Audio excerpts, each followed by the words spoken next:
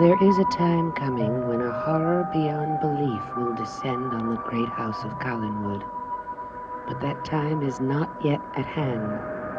At the moment, there are only warnings of the storm to come, such as that which will be felt by Carolyn Stoddard as she sits peacefully in an antique shop in Collinsport. She and many others will soon learn that horror is all around them, and there is no escape. Megan, where were you? Did you find out anything? Yes, someone's coming to kill me. Someone's coming to kill me. I've got to hide. Megan, get hold of yourself. No one's going to kill you. Yes, someone is. Who? I don't know, but someone is. I've got to hide. Megan, listen to me. There is a very sick baby here. Let go of me. My killer's on the way. Megan, listen to me, please. No one is on his way. No one is coming here to hurt you or anyone. No one.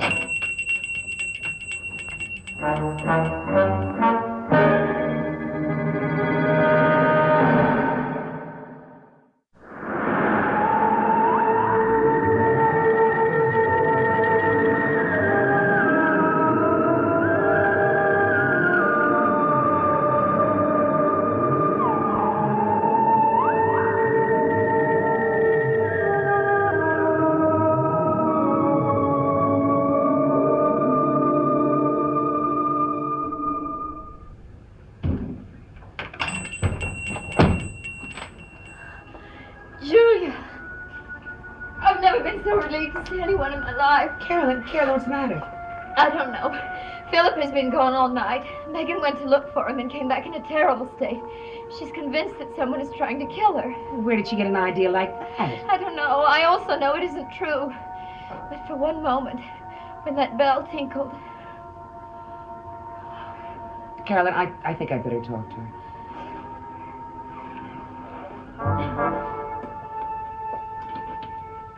Julia, what's the matter? Where did this box come from? I don't know, and right now I don't care. Julia, I haven't told you the worst of what's been happening here. What?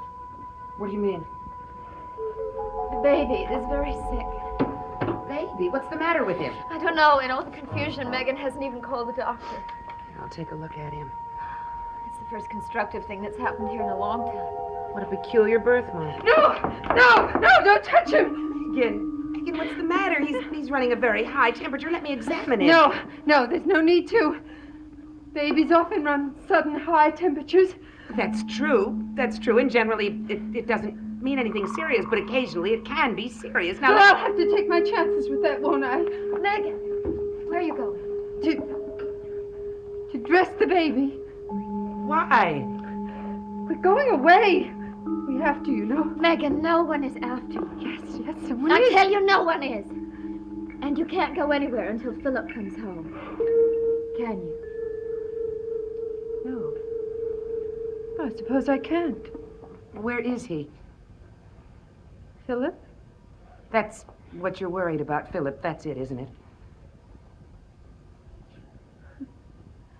Why should I be worried about Philip? He's just out to pick up some other merchandise. He'll come back when he's ready to come back. Megan, why didn't you tell me that before?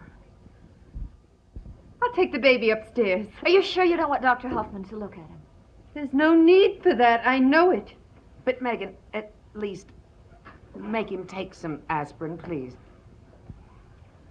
All right.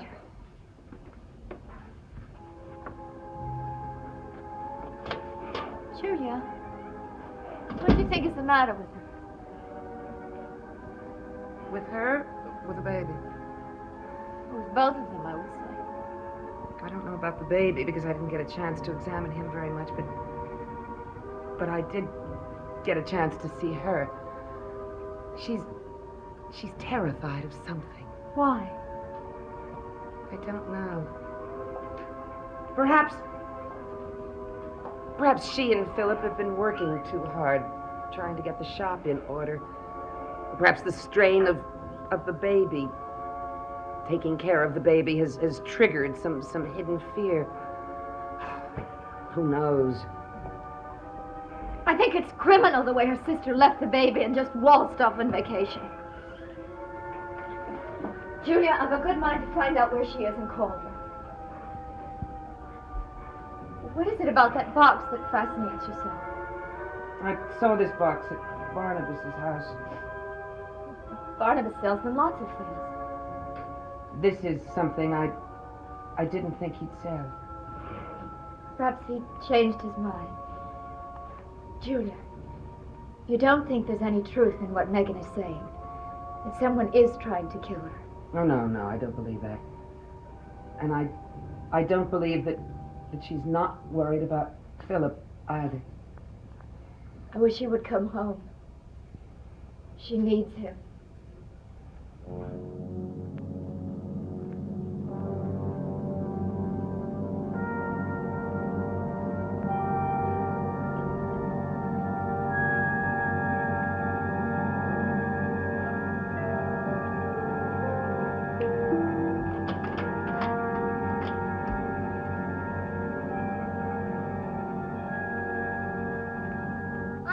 You're doing.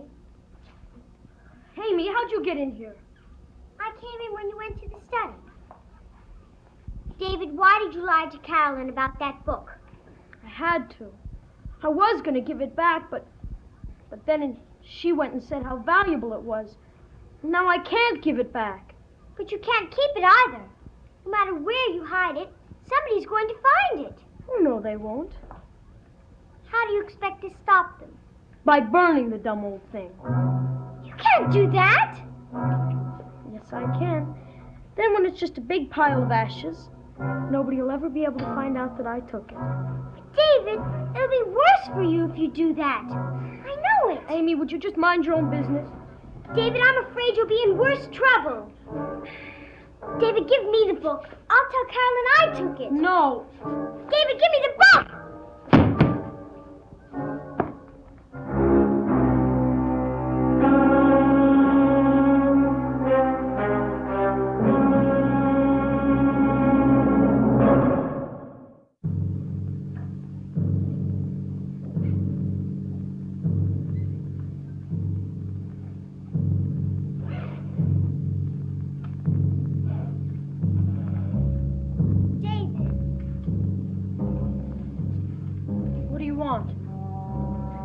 I want you to give me the book, and I'll tell Carolyn that You'll tell Carolyn nothing.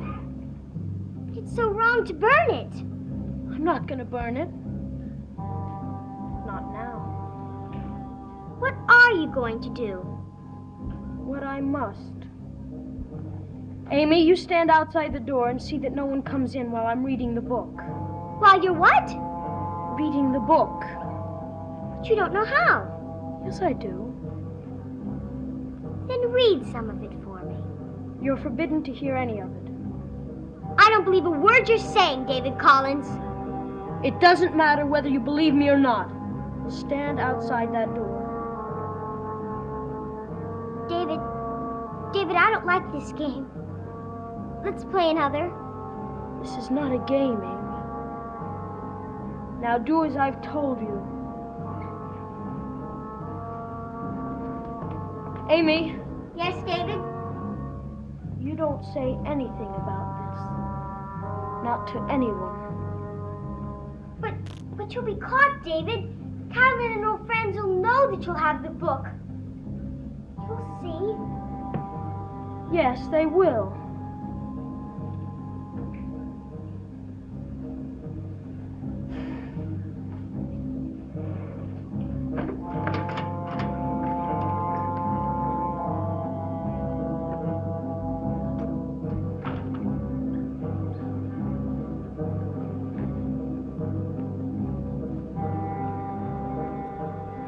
Then those who have been hidden so long shall rise and show themselves, and the others will know their time is ended. And the time of the people of the Leviathan will begin.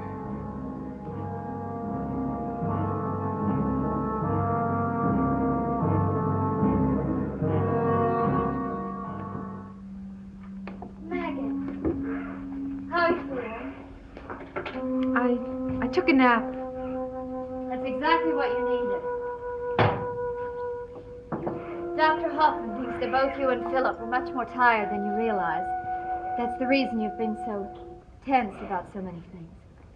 Where is Dr. Hoffman? She went back to Collinwood.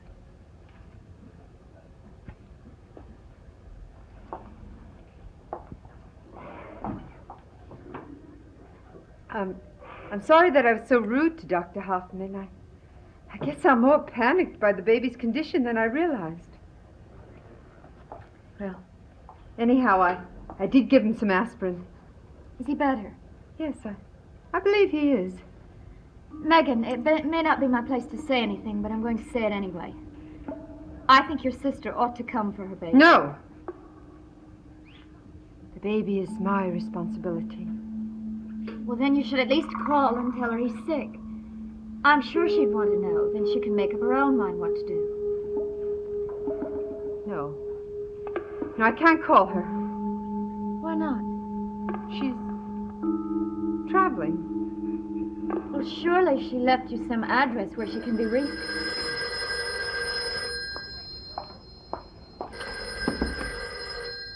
Hello. Oh, hello. Yes, we did receive your telegram. Yes, of course you can see the painting, but it isn't here. It's been bought by a Dr. Julia Hoffman. Well, she lives at Collinwood, and if you could be there, this afternoon about 5 o'clock, I'm sure she'd be happy to show you the painting. No, I'm afraid I don't know if she's interested in selling it. Do you know where Collinwood is? Oh, you do? Yes, that will be fine. Goodbye. It was a Mr. Corey. He's interested in seeing the Tate painting that Julia has. Oh, Megan, I'm sorry for taking over like that, but I really think you should take it very easy for the rest of the afternoon. Megan? What? You don't still think someone is after you, do you? You're not still thinking of running away, are you? Oh, of course not.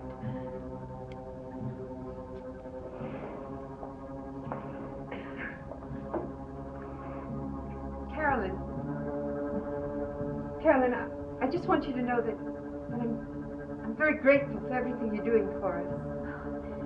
I wish I could do more. Like find that book. I just can't seem to get onto anything there. It's as if someone were deliberately concealing something.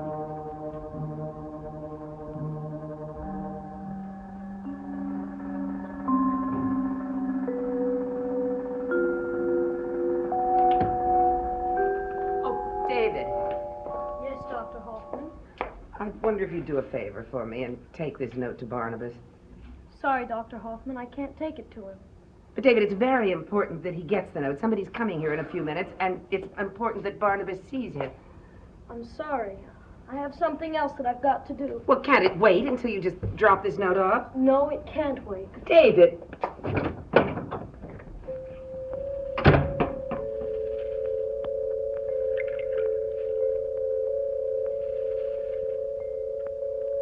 Barnabas, a person who calls himself Corey, will be here at 5 o'clock.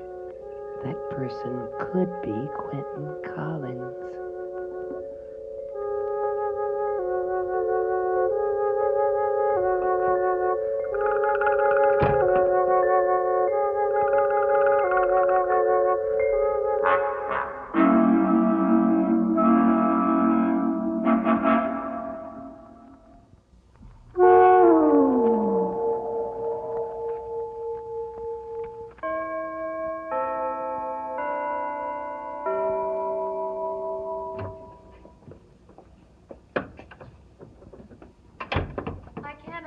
Why Dr. Hoffman is late. She was so anxious to see you. I had no idea she was so interested in Charles Delaware Tate. But ever since she bought that painting, she's...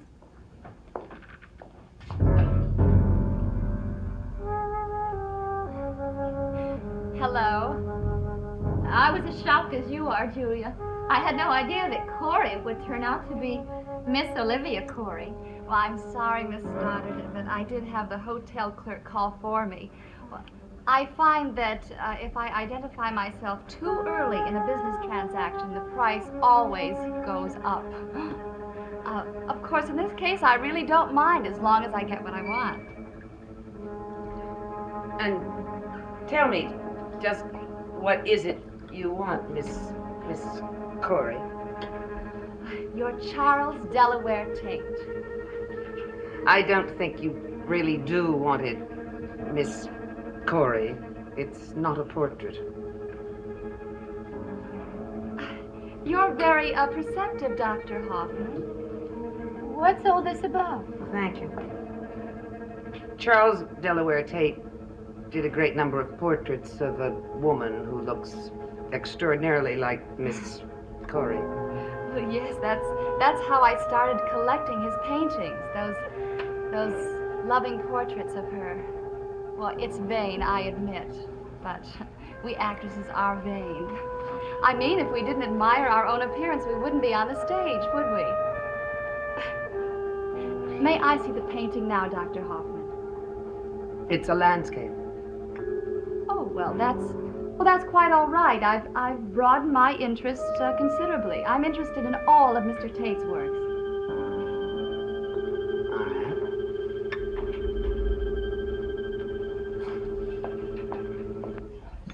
Here it is.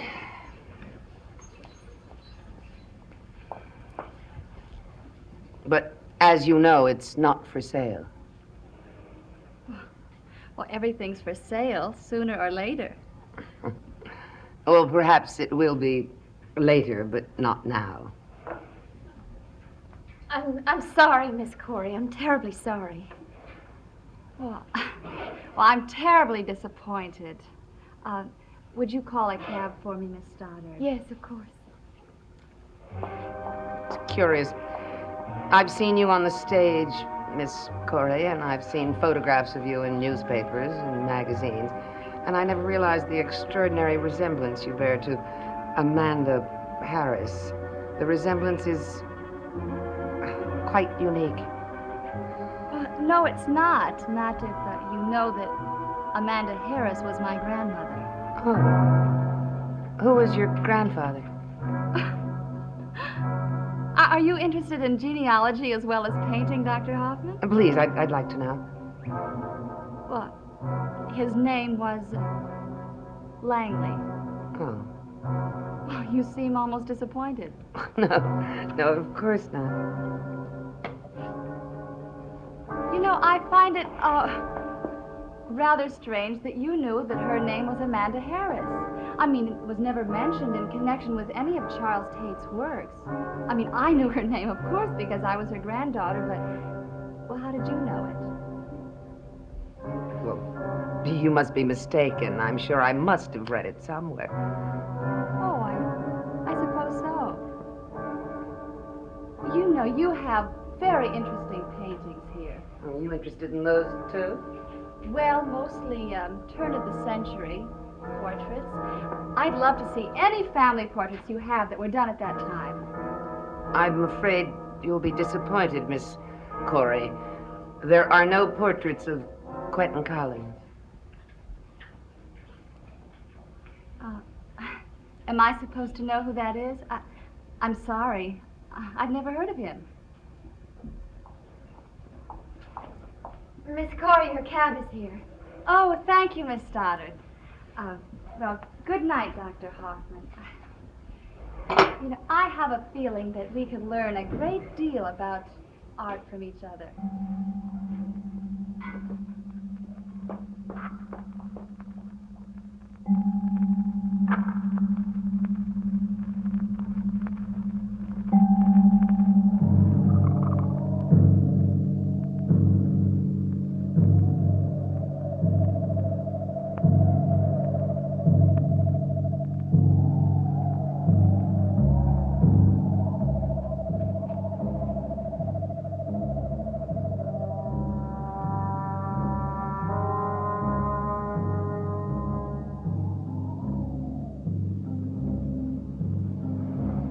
I am one of you now.